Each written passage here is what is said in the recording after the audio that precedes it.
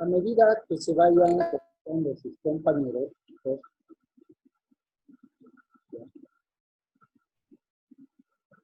me interesa mucho ser muy incisivo en el tema del origen y evolución de las obligaciones, porque de esa forma, en cuanto entremos de lleno al análisis de los temas y al manejo del Código Civil, no les va a parecer extraño la utilización de los términos técnicos jurídicos que se utilizan precisamente en el libro de obligaciones. Para nadie es desconocido que el derecho romano es la base de la gran o la mayoría de las legislaciones en el mundo. Y nos vamos a dar cuenta que los términos que utilizan los códigos civiles, alemán, francés, italiano, el argentino mismo, que influencian lógicamente sobre nuestro Código Civil, son terminologías similares, por no decir igual. Tenemos que ubicarnos para poder entender de mejor manera más adelante, ¿cierto?, a qué se refiere cuando la doctrina civil, la base teórica de la teoría de las obligaciones, nos dice que la obligación es un nexo o vínculo jurídico que existe entre dos sujetos, un acreedor y un deudor, o un sujeto activo y un sujeto pasivo, ¿ya?, sobre determinadas situaciones y circunstancias generadas por ellos. De ahí que me interesa mucho que en los documentales que vayamos a usar, ustedes vayan no solamente escuchando, mirando los dibujitos, las imágenes, sino captando los términos que vienen desde la base del derecho romano. Eso va a ser bastante productivo para que cuando revisemos textos o revisemos el propio Código Civil, automáticamente nos ubiquemos y entendamos de qué estamos hablando, qué había sido un sujeto activo, qué había sido el sujeto pasivo, porque el Código Civil no dice vínculo jurídico en algunos artículos, pero sí utiliza los términos de relación jurídica. ¿Por qué la mora? ¿Por qué la mora del deudor? ¿Por qué la mora del acreedor? Ah, el dolo. Ah, el dolo. Todas esas figuras han sido, ¿sí?, y tienen como base al derecho romano. ¿Ya? Ese es el interés que tengo en estos pequeños documentales, que van a ser casi al principio, porque después, cuando ingresemos al estudio y al análisis mismo del libro de obligaciones en el Código Civil, nos vamos a dar cuenta que va a ser mucho más sencillo, incluso nuestra oratoria en relación al uso de términos jurídicos va a variar de manera sustancial y ustedes se van a dar cuenta al finalizar el tema. Bien, les tengo el segundo documental. Ya voy a cortar el micrófono de mi parte para poder compartir con ustedes el segundo documental. Que por favor les pido, pongan mucha atención a la terminología que se usaba en el derecho romano y en la terminología que usa el narrador. ¿Bien? Bien, a ver, vamos a ver aquí.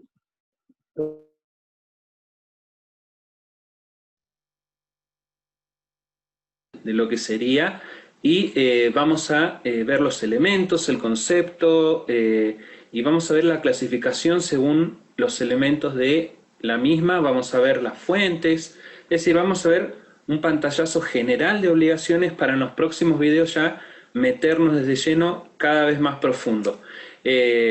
Por primera vez voy a hacer todo obligaciones completo, y para que ya te quede tanto para los parciales como para los exámenes finales. Va a estar tanto en el canal de YouTube como en el IGTV. Así que comenzamos. Hola, mi nombre es Fernando y esto es Tutorías Romano.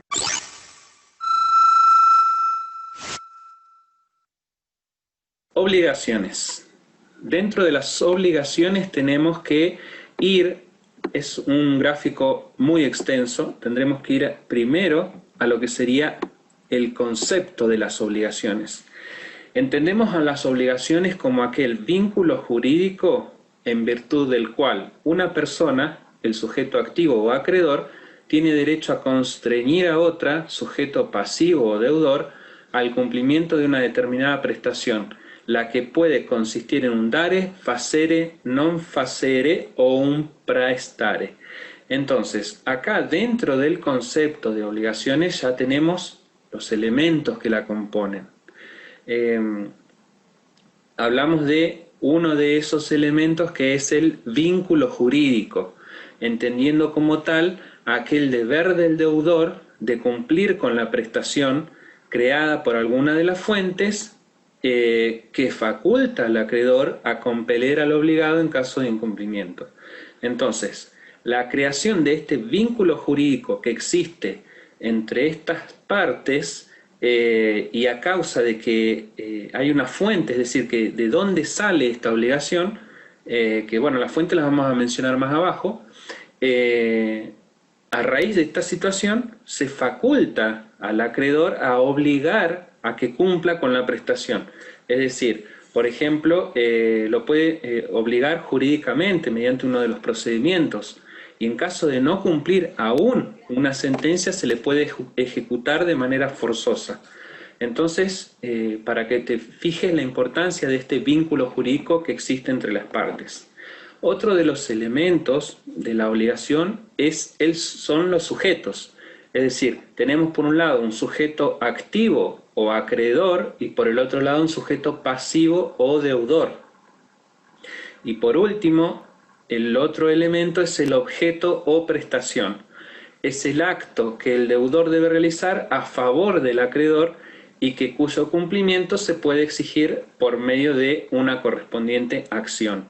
Bueno, es decir que si yo realizo un contrato con vos, consistiría en la entrega de la cosa a cambio de un pago de dinero, porque en este caso, en el contrato de compra-venta, tendríamos dos prestaciones. Entonces, la prestación sería el acto que el deudor debe realizar a favor del acreedor. Entonces, y ahí serían lo que son los tres elementos. Me quedé pensando en el ejemplo. Bueno, entonces, a raíz de ello ya vimos lo que es el concepto y lo que son los elementos de las obligaciones. Entendiendo a las obligaciones primero y principal como un derecho personal, es decir, dentro de los derechos personales tenemos a las obligaciones. Así que bueno, ya tenemos el concepto y sus elementos. Ahora, vamos a un punto que es bastante extenso, que justamente este es uno de los puntos que voy a desarrollar en los siguientes videos. Ahora los vamos a ver así a grandes rasgos y después vamos a profundizar, porque si no el video duraría muchísimo tiempo. Entonces, la fuente de las obligaciones tenemos como primera medida, en la primera época, a Gallo. Gallo decía, bueno, las obligaciones emanan, o sea, nacen de lo que serían los delitos, de lo que serían los contratos y otros tipos de causa colocaba él, no especificaba. Entonces, a raíz de ello, y ya desarrollándolo un poquito más, en la época de Justiniano, Justiniano dice, bueno, la fuente de las obligaciones van a ser los delitos, los contratos, los cuasidelitos y los cuasicontratos. Acá te los voy a ir mencionando a los delitos, por ejemplo. Dentro de los delitos tenemos el furtum, la iniuria, el daño in iniuria datum y la rapiña. Estos los vamos a ir, como dije anteriormente, desarrollando a medida de que vayamos avanzando con los videos de obligaciones, que van a ser varios. Luego tenemos los contratos, que es aquel acuerdo de dos o más voluntades, que está dentro del manual de Argüello una definición de Pietro Bonfante que está muy buena. Siempre tenés que recordar que es un acuerdo de dos o más partes o voluntades. Luego tenemos, dentro de la clasificación de los contratos, tenemos los contratos verbales, donde tenemos la sponsio y la stipulatio, donde recordás que estos eran los contratos en los cuales las partes se comprometían mediante la utilización de las palabras. Es decir, que el contrato se perfeccionaba con el uso de las verbas. Luego teníamos los literales, que estos tipos de contratos se perfeccionaban por la escritura, como es en la nómina transcripcia, la chirógrafa y la síngrafa. Luego tenemos uno de los contratos más importantes, que son los contratos reales, aquellos que se perfeccionan con la entrega de la cosa.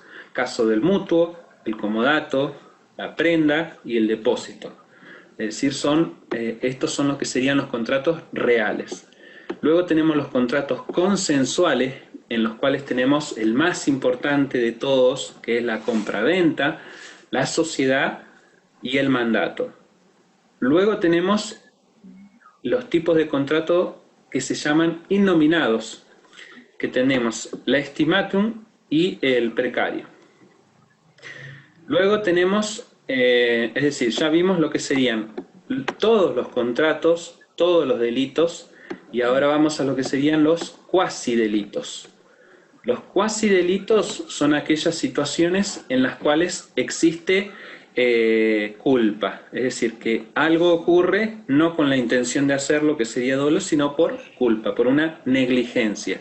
Entonces, dentro de los cuasidelitos tenemos estos nombres que están todos en latín, que son bastante complejos de recordar, como el effusum et deiectum, el positum et suspensum, el si iudex litem suam fecerit, la responsabilidad de los nautae cauponis tabularis. Bueno, ¿qué es lo que suele ocurrir en los exámenes? Vos no te vas a acordar estos nombres en latín. Entonces lo que vos podés hacer es recordar en qué consiste cada uno de ellos. Pero ahora no los vamos a desarrollar, sino más adelante, cuando ya veamos lo que son los cuasidelitos, en otros videos. Luego tenemos los que son los cuasicontratos, que la característica que tiene es, como yo te dije, que en los contratos había un acuerdo de 2 o más voluntades.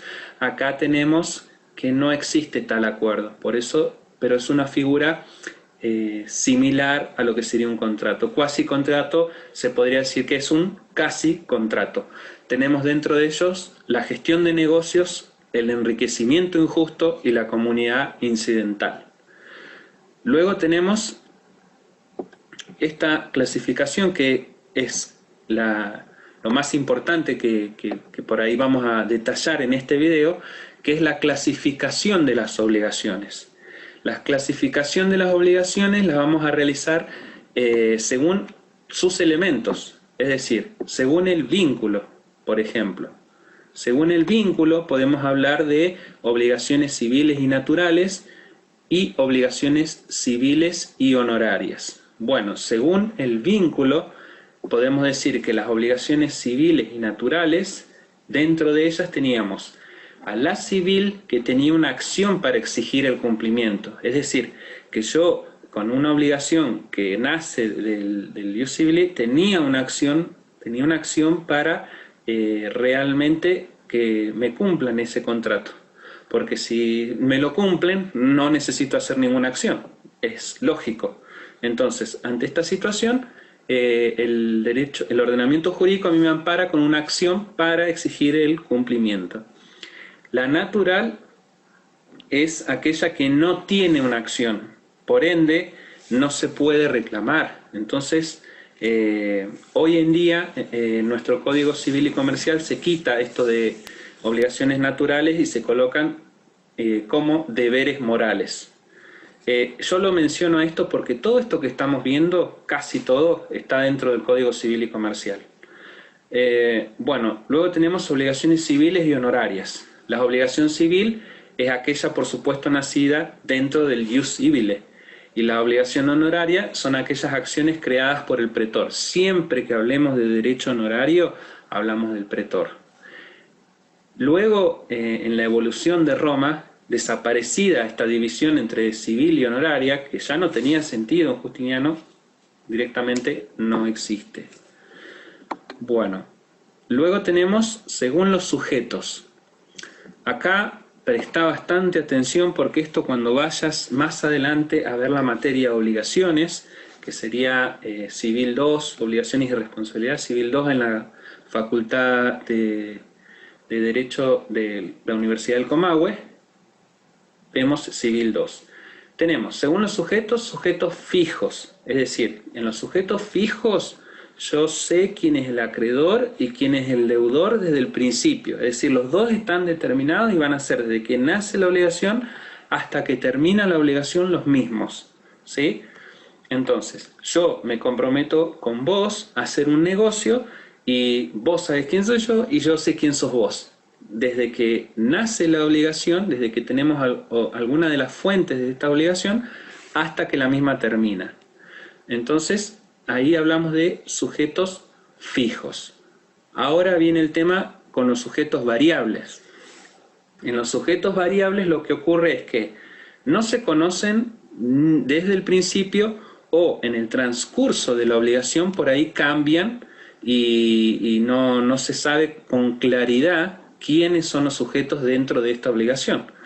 Entonces, dentro de lo que sería esta obligación, hablamos de obligaciones ambulatorias o propter rem. Esto lo vas a ver en obligaciones y son lo que se denomina ambulatorias porque se dice que viajan con la cosa, este tipo de obligaciones. Y por último, dentro de los sujetos hablamos de sujetos múltiples, es decir, cuando tenemos varios deudores, varios acreedores o varios de ambos. La primera clasificación que tenemos dentro de esto son las parciarias. En las parciarias tenemos que, habiendo varios deudores o varios acreedores, ellos se obligan por una parte de la prestación al cobro de una parte de ella. Que hablamos de las simplemente mancomunadas. ¿Qué significa esto? Que tenemos, suponete, un acreedor y 5 deudores. La prestación la vamos a dividir en 5 y cada uno de estos 5 tiene la obligación de pagar un quinto de esta obligación, ¿sí? Por ejemplo, vamos a ponerlos en números directamente. Tenemos un acreedor que le presta 100 pesos a estas 5 personas. Cada una de estas personas, y haciéndolo así de manera sencilla, debería 20 pesos, nada más. Pagando cada uno de ellos sus 20 pesos, quedaría cumplida la obligación. Entonces, viste que dice, habiendo varios deudores, varios acreedores, ellos se obligan por una parte de la prestación y los acreedores se obligan al cobro de una parte de ella, ¿sí? Bueno, eso serían las simplemente mancomunadas dentro de lo que serían las parciarias. Menciono esto simplemente mancomunadas porque esto se encuentra dentro del Código Civil y Comercial. Luego continuamos con lo que son las cumulativas. Las cumulativas, hablamos de que cada uno de los acreedores podía pretender por entero la prestación sin que el pago realizado por uno libere el resto. Es decir, por ahí me río en esta porque muchas veces me preguntan, pero no tiene sentido. Y no, por ahí no tiene sentido entenderla de esta manera, pero es así y acá inclusive te puse un ejemplo. Entonces, nosotros volvemos al ejemplo anterior, tenemos un solo acreedor y 5 deudores. Ese acreedor le vende la misma cosa a los 5 acreedores, a los 5 deudores, perdón. El acreedor le vende la misma cosa a los 5 deudores, razón por la cual cada uno de ellos le debe pagar por entero la prestación, ¿sí? Entonces, el ejemplo que yo te puse acá, que está en el manual, dice que una persona que vende separadamente la misma cosa a varias personas. Esto sería una obligación del tipo cumulativa, ¿sí? Bueno, luego tenemos lo que son las obligaciones solidarias. Las obligaciones solidarias es que cada uno de los varios deudores está obligado a pagar, a cumplir, o en su defecto, cada uno de los acreedores tiene derecho a exigir la totalidad de la prestación. Acá hablamos de que, volvamos al mismo caso de un acreedor y 5 deudores. Tenemos un acreedor que le puede exigir a cada uno de estos 5 deudores la totalidad de la prestación, ¿sí? Es decir, paga uno de ellos y libera al resto, como dice ahí. Cuando paga uno, libera al resto, ¿sí?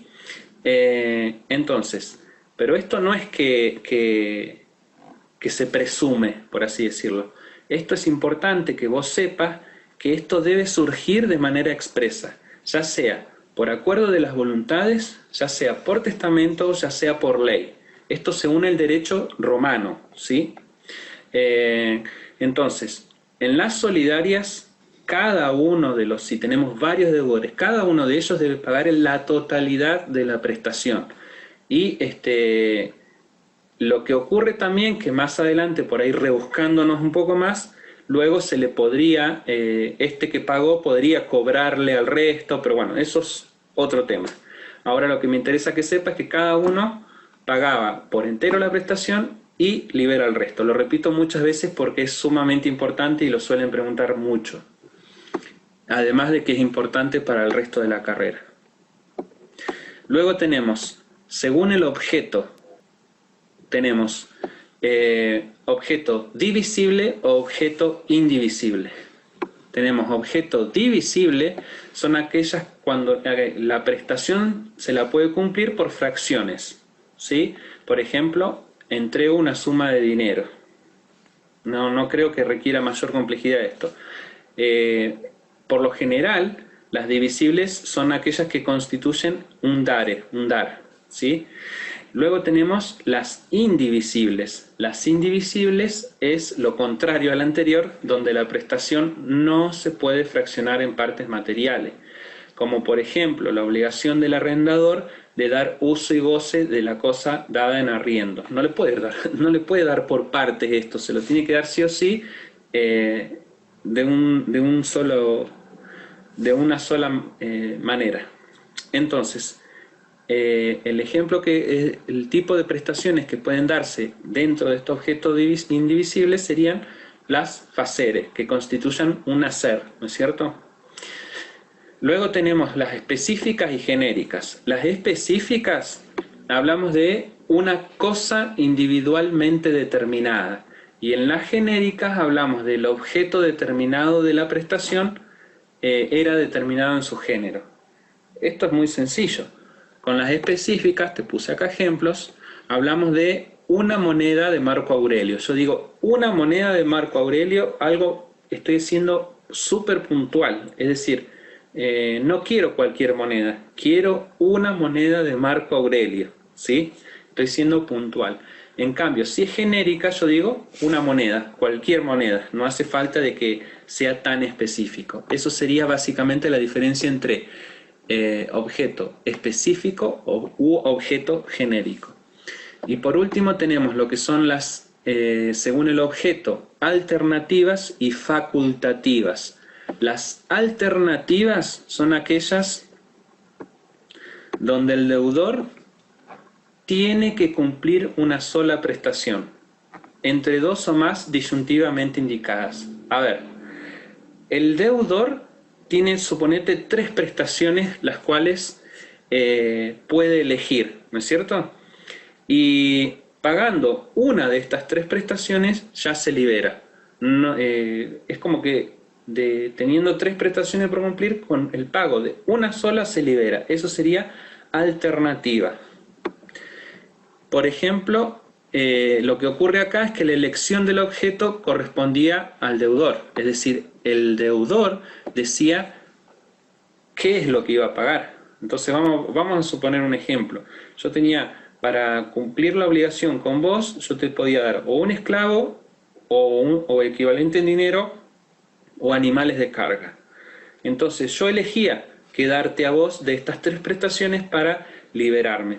Te daba el dinero, por ejemplo, y me liberaba.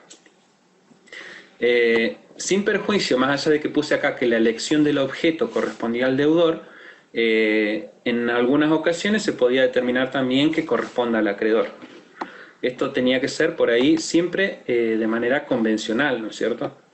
Pero el principio general es que elegía el deudor. Y por último tenemos las facultativas. Las facultativas teníamos que el objeto, recaía la prestación sobre un objeto determinado. Entonces cabía al deudor la facultad de liberarse entregando otro objeto que no fuera el debido. O sea, vos tenés una obligación que es, no podés cambiarla, no podés elegir como en la anterior. Pero eventualmente, vos podías liberarte entregando otro objeto que no fuera aquel que debías de manera en un principio. Entonces, acá el ejemplo que te da el manual es: el amo cuyo esclavo hubiera cometido un delito estaba obligado a entregarlo a la víctima, pero podía no hacerlo pagando una pena pecuniaria a modo de indemnización. ¿Viste cuando los esclavos, por ejemplo, por ahí tenía algún problema, se lo entregaba en Noxa, ¿no es cierto? Entonces, o vos entregabas en Noxa ese esclavo, o podías pagar, pero no es que podías elegir, vos tenías la obligación de entregar el esclavo, pero eventualmente, por eso dije anterior, eventualmente, pagando una pena pecuniaria a modo de indemnización, podrías liberarte de este tipo de obligación. Bueno, acá hicimos en muy pocos minutos una síntesis muy completa de lo que sería obligaciones. En los próximos videos ya vamos a empezar a desarrollar.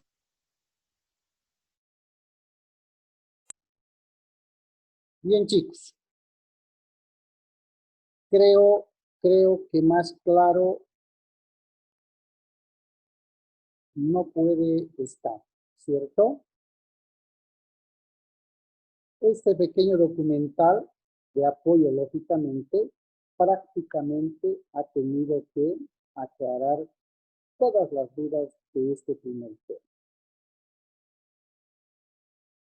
Nos hay que entender que la obligación es el vínculo o nexo jurídico que existe entre un sujeto denominado activo o acreedor que constriñe, dice, ¿sí? Que obliga, quiere decir, que exige a otro denominado pasivo o deudor al cumplimiento o satisfacción de dicha obligación, ¿cierto? Básicamente, tenemos la definición de lo que es la obligación. Segundo, irrefutablemente, tenemos la certeza de que los sujetos de la obligación son dos: activo, acreedor, o mejor dicho, activo también llamado acreedor, y pasivo también llamado deudor. ¿Cierto? ¿Cuáles son las fuentes de la obligación? El contrato, el cuasi contrato, el delito y el cuasi delito. Y el ¿Sí? No nos vamos a abocar, porque ya en el desarrollo de cada tema lo vamos a ver de manera detallada, qué es el cuasi contrato, qué es el cuasi delito, qué es el delito y la demás. Lo que nos va a interesar manejar y de manera precisa, y a partir de ahora no podemos olvidarnos, es que la principal fuente de la obligación es el contrato. ¿Cierto? La clasificación genérica de las obligaciones las vamos a conocer tema tras tema. Las consecuencias jurídicas del cumplimiento y del incumplimiento de cada obligación las vamos a conocer tema tras tema, porque existe un tema individual sobre el cumplimiento y sobre el incumplimiento. Finalmente, lo rescatable del documental es que, miren que algunos autores le dicen clases de obligaciones y distinguen de clases de obligaciones con clasificación de las obligaciones. El derecho romano, el derecho alemán, el derecho francés, así como el nuestro, definen tres clases de obligaciones. Reitero, obligaciones de dar, obligaciones de hacer y obligaciones de no hacer. ¿Cierto? Cuando nos referimos a las obligaciones de dar, ¿sí?, nos estamos refiriendo al sinónimo de entregar, al sinónimo de dación de algo. Algo tenemos que dar, algo tenemos que entregar. Ejemplo, es obligación del vendedor la entrega del inmueble que le ha vendido al comprador. lo tiene que entregar. La segunda, que es la obligación de hacer, necesariamente compele al obligado a efectuar algo, a realizar algo. Por eso la obligación de hacer tiene que ver con el sinónimo de realizar algo. He sido contratado para poder realizar 20 tortas, ¿cierto? Estoy hablando de una obligación, ¿sí? De un nexo que tengo con quien me ha contratado para hacer, para realizar 20 tortas. Y finalmente la obligación de no hacer, cuyo sinónimo es la abstención, abstente, no hagas, se refiere básicamente a una determinación estrictamente legal. ¿Sí? Si la ley dice que tú no puedes, o nosotros no podemos plantar árboles justo en el límite perimetral de nuestra propiedad con la otra, y además determinados árboles de raíz muy profunda, muy gruesa, no podemos hacerlo, nos tenemos que abstener. ¿Por qué? Porque la ley nos está diciendo, oiga, no puede hacer eso. De ahí que aterrizamos en que las obligaciones son de 3 clases. No se olviden, por favor. Hacer, dar, hacer y no hacer. Entonces, para terminar la clase, chicos, tenemos que entender y ya empezar a manejar la definición de obligación, cuáles son los sujetos, clases de obligación, fuentes de la obligación. Esos 4 ejes o esos 4 pilares que les acabo de decir y que han sido reiterativos en los documentales, no puede quedar duda, es lo que vamos a utilizar en los próximos temas de manera muy contundente.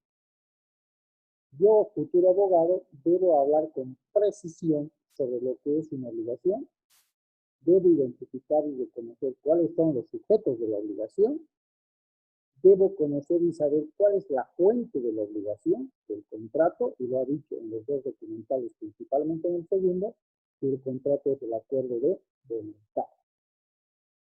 ¿Cierto? Los sujetos, a qué se refiere activo o acreedor, a qué se refiere pasivo o deudor. Esas son las herramientas necesarias que el día de hoy hemos conocido para poder arrancar ya de lleno de manera simultánea el manejo del Código Civil. Por favor, para la próxima clase tienen que tener al lado de su equipo, de su dispositivo, en la clase virtual, el Código Civil. Un resaltador, si ustedes gustan, para poder marcar ciertos aspectos importantes que van a ser de uso en el ámbito del ejercicio profesional. Vamos a combinar la teoría, pero sobre todo vamos a hacer énfasis en la práctica, allá, lo que en el mercado profesional se utiliza. ¿Está claro? Muchísimas gracias por su asistencia. Por demás satisfecho, tengo arriba de 20 participantes. Espero que todos se hayan registrado en el chat. El día jueves nos vemos. Prácticamente el primer tema que hoy hemos avanzado lleva como título Introducción a la teoría de las obligaciones. Base fundamental, el derecho romano, y la comparación que hemos venido haciendo con lo que establece el Código Civil alemán, el Código francés y, por supuesto, ¿cierto?, nuestro Código Civil. Muchísimas gracias, chicos. Si hay alguna duda, si hay alguna pregunta, algún tema de debate, ¿cierto?, la próxima clase, con todo gusto, vamos a organizarnos en la segunda sesión de grabación. ¿Ok?